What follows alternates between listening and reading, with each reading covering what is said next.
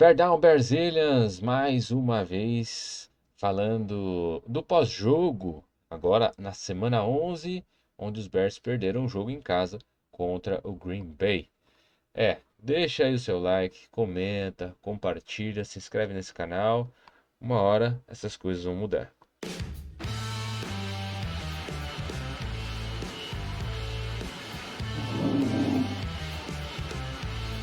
É isso aí, galera dos Bears no Brasil. Vamos falar da semana 11, o jogo que seria um dos mais esperados, né? E a gente vai fazer toda a nossa sequência aqui, falar da história do jogo, um jogo que envolvia muita coisa para os Bears, recém trocado o seu coordenador ofensivo, né, com a saída de Shane Waldron e a chegada, ou no caso, a promoção de Thomas Brown para ser coordenador ofensivo. O time do Chicago Bears não tinha aí para nós nenhuma expectativa de que traria uma vitória, até porque é uma semana toda conturbada, enquanto os adversários tiveram aí praticamente 15 dias para estudar e pensar a respeito do time que iriam enfrentar, né, o Chicago Bears. Foram 3 derrotas seguidas, agora são 4 derrotas, né, mas eram 3 derrotas seguidas e a demissão do coordenador ofensivo. Isso realmente deixava a nossa expectativa muito embaixo. Mas a equipe de Chicago veio a campo para tentar mostrar algo diferente com essa nova cara, com esse novo coordenador ofensivo.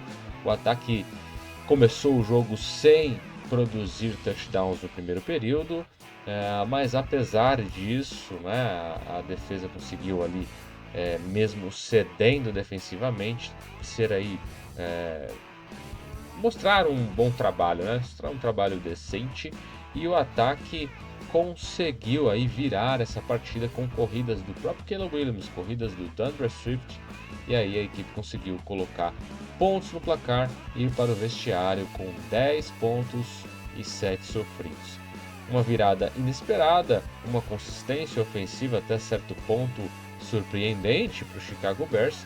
A defesa também chegou a interceptar o Jordan Love na Red Zone, então a defesa ali na Red Zone é a primeira da liga, né? Tem ido muito bem, e isso ajudava os Bears a vencer a partida. A equipe chegou a abrir 13-7, tomou a virada, né, 14-13, conseguiu aí fazer 19-14, né, com mais um touchdown corrido, né, da equipe dos Bears, e o time conseguiu avançar em campo, né. A defesa dos Bears, quando parecia aí segurar bem a equipe adversária, cedeu um grandíssimo passe que resultou no touchdown dos adversários, que trouxe eles de volta à partida. Eles tentaram a conversão de 2 pontos, não conseguiram, ficou 20-19. E tudo que os Bears precisavam era de um field goal, não era um touchdown, era um field goal. E aí o drive começa com 2 sacks, né? Aí a gente pensa, vai terminar mal esse jogo. Não, ainda assim os Bears saem do buraco, conseguem avançar ali com passes do Caleb Williams para Rome Odunze. Depois ainda chega uma situação difícil, e passe novamente para Keenan Allen, e a equipe consegue com pouco menos de um minuto, né, no relógio, ainda ter já a situação de field goal que precisava para vencer a partida, né? E acaba queimando o relógio, né, nessa primeira oportunidade, não tenta mais avanços e coloca já o time para chutar o field goal. E aí nessa tentativa o field goal foi bloqueado, então deixando o Chicago Bears com a derrota em casa, né? Tudo bem que houve uma, em tese, falta, né, do bloqueio, mas a gente sabe como é que funciona, né? Para um lado tem isso, para outro não, né? A gente viu contra o Arizona Cardinals que teve essa falta com um jogador apenas atrapalhando o long snapper. Nesse caso foram 3 empurrando, né, e caindo sobre o long snapper, e ainda assim não foi falta, mas a gente sabe como acontece. Uma derrota difícil e parece que está coroando a gestão, né? Muita coisa precisa melhorar. Mentalidade de vencedor que nós não temos nessa gestão, ela precisa acontecer de alguma forma, né? E a gente não sabe como. Eu entendo apenas que com a mudança isso deve ocorrer. Vamos ver agora as estatísticas da partida. E as estatísticas da partida ficam pelos números de Caleb Williams, né? Por exemplo, os passes, 23 passes completados de 31 tentados, 231 jardas passadas, um bom jogo de Caleb Williams, ele conseguiu conduzir o ataque, isso foi importante. DeAndre Swift fez seu touchdown corrido, ele correu 14 vezes para 71 jardas, se não me engano o total em jardas corridas ficou por volta de 179 ou 190, né? Alguma coisa assim, vou até dar uma olhada aqui, ó, 179 jardas corridas, né, da equipe dos Bears, algo muito bom, né? Corremos bem sobre essa defesa adversária, né? E nos passes tivemos aí dois alvos que foram muito bem também na partida, foram os principais alvos. O DJ Moore recebeu 7 passes para 62 jardas, ele foi bem idealizado em algumas chamadas. Roma Odunze 6 passes para 65 jardas, foi essencial para manter a gente vivo até o último minuto. A presença do Roma Odunze, ele tem que ser usado muito mais. A equipe cedeu 3 sacks, né? Que foi impressionante, cedeu durante toda a partida 1 sack e no final da partida cedeu mais 2 que quase tiraram a gente do jogo, mas ainda assim conseguiu 23 first downs, comparado com o jogo contra os Patriots, foram 11 first downs, aqui a gente teve 23 first downs contra um time que é melhor do que o New England Patriots, né? Já a defesa aí cedeu 261 jardas aéreas para o quarterback adversário e também 106 jardas correndo, né? Conseguiu roubar a bola, né, em interceptação e conseguiu um sack, algo que eu acho sim que a defesa esperava mais sacks, ou tentar produzir mais sacks, mais pressão, enfim, infelizmente não foi o que aconteceu. E esses são os números da partida, as estatísticas do jogo do Chicago Bears. Vamos aos destaques do jogo. Destaque do jogo, o que eu posso dar de destaque do jogo? A gente pode falar do Caleb Williams, a gente pode falar do jogo corrido, a gente pode falar do DeAndre Swift, a gente pode falar do bloqueio do Braxton Jones, meu Deus do céu.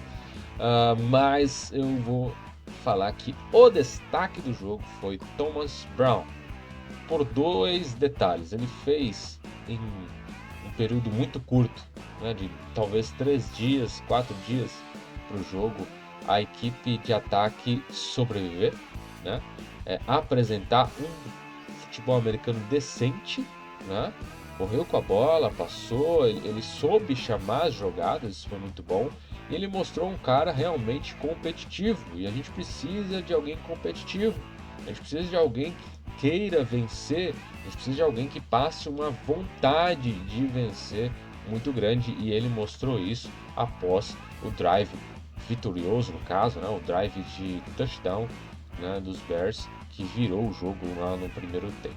Então a gente viu isso no nosso querido Thomas Brown e ele fica com o destaque para esse jogo. Já, se a gente for falar já do lado de pontos de atenção, eu fico aqui um pouco preocupado com relação à defesa de situação, a defesa situacional. É incrível como a defesa dos Bears, ela é muito boa ali na red zone, ela é muito boa em pontos cedidos, ela é muito boa em roubar bolas, mas existem situações que ela cede jardas, seja no jogo aéreo, seja no jogo terrestre. Então tem situações de terceira descida que cede jardas que não deveria. Tem situações onde você está aumentando a pressão no time adversário que você cede jardas, de duas formas, né? Tanto no terrestre como no aéreo, e isso tem impactado o time como um todo. A gente precisa de uma melhor defesa situacional. Por quê? O que eu tenho visto? Eu tenho visto uma defesa que em momentos onde a pressão deveria aumentar, a defesa acaba sendo aquela de contenção. Parece até que é uma defesa que tem medo de botar pressão. E isso é impressionante. Quando você precisa de diminuir o tempo do adversário, você joga todo mundo em cobertura lá para trás e bota pouca pressão. Eu não entendo isso, não consigo compreender essa cabeça de treinador. Né? Eu não sou, né, referência para ninguém, né? Mas quando eu tive meu tempo de treinador, eu amava chamar pressão. Ah, mas se o cara lê a blitz, se isso não der certo, se isso. Mas eu quero pressão, eu quero deixar o atleta adversário constantemente acelerado, esperando blitz, procurando soltar a bola rápido. Essa é a intenção, é fazer o jogador jogar pressionado. E em momentos a gente não vê isso acontecer. A gente vê a defesa dando tempo para o adversário. Isso é ruim e a defesa cede e entrega pontos que são primordiais. Mas isso vai mudar apenas com a atitude dos jogadores? Não. Isso vai mudar com os coaches pedindo?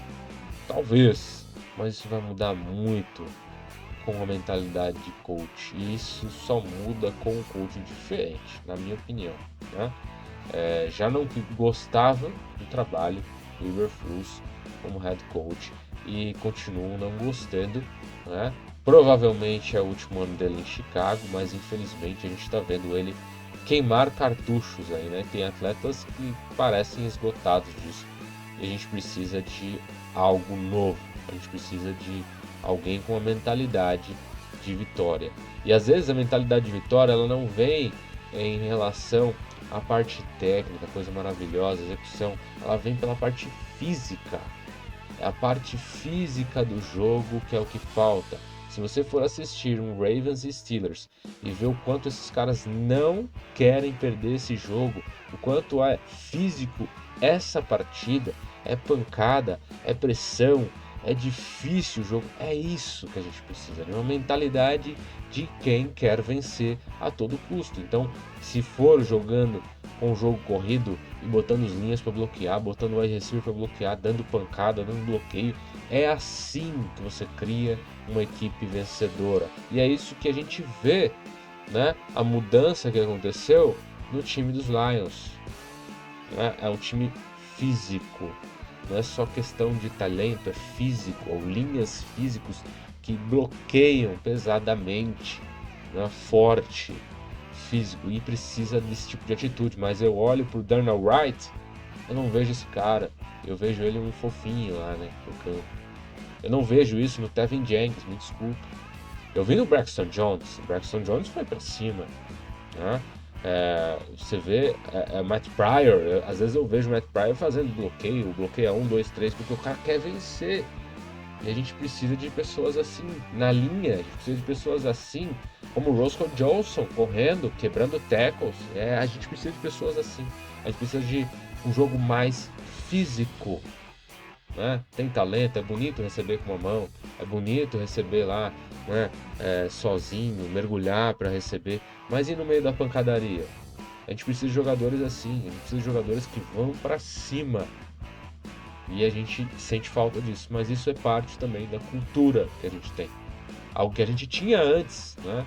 Era um time que corria com a bola, com uma defesa forte. E a gente precisa disso, a gente precisa dessa raiz no Chicago Bears. E infelizmente é o que falta. Esse foi o vídeo de hoje, falando do nosso jogo difícil, né? De difícil gestão. Mas a gente tem que seguir. Semana que vem tem jogo contra o Minnesota Vikings. Domingo, 3 horas. E eu vou falar também sobre essa partida. Os Bears estão em situação cada vez mais difícil. 4-6. E a gente precisa de uma mudança urgente. Não sabemos o que vai acontecer. Não sabemos se esse time vai melhorar agora. Espero que sim, né? Mas de repente, se conquistar inúmeras vitórias até o final do ano, que é algo bem difícil por serem times muito difíceis de vencer e competitivos, enquanto a gente está nessa retomada, isso pode mudar, mas não é o esperado. Vamos aí aguardar. Não sejam aqueles torcedores vitimistas. Ai meu Deus, ai perdeu, Ai, ó, na moral, cara, eu vou falar aqui, eu sempre fui corintiano, entendeu? Eu vi o time do Corinthians, na verdade eu não vi, mas a história fala por si, eu me identifico muito com isso. O time ficou 23 anos na fila, ficou um tempo sem ganhar a Libertadores e os caras estão lá torcendo, apoiando. Eu tô aqui também, tô apoiando e vou apoiar até o final. Então, da minha parte, você não vai ver nenhum mimimi, nenhum chororô, porque é torcedor dos Bears. Eu não quero esse tipo de atenção, não. Já tem alguém que faça isso, faça muito bem. Eu não estou aqui e não vou ser esse tipo de torcedor. E é isso que eu quero aqui, né? Que vocês entendam isso, né? Os Bears é uma franquia que é tradicional e que precisa retomar. E eu acredito que vai retomar. A gente só precisa mudar algumas pessoas na gestão para que isso aconteça. Colocar pessoas que realmente têm vontade e têm pegada para ser treinador, pegada para ser atleta do Chicago Bears, físico, como Butkus foi, como o próprio Walter Payton foi, quebrando muitos tackles, outro, no caso, Butkus, quebrando muitos jogadores na pancada. Enfim, Singletaries, próprio Brian Urlacher, né? Apesar de ser mais quieto, ele descia a pancada, Lance Briggs. A gente precisava de gente mais física nesse time. Né? Até a defesa eu acho muito silenciosa. Infelizmente, o Jaquan Brisker tá machucado e ele era um dos caras que deixava esse respeito claro. E a gente precisa de mais gente assim. Enfim, não vou alongar mais. Por hoje é só. Siga aí nas redes sociais, a gente vai falar de Bears ainda, a temporada toda, e se Deus quiser no ano que vem também, da Bears.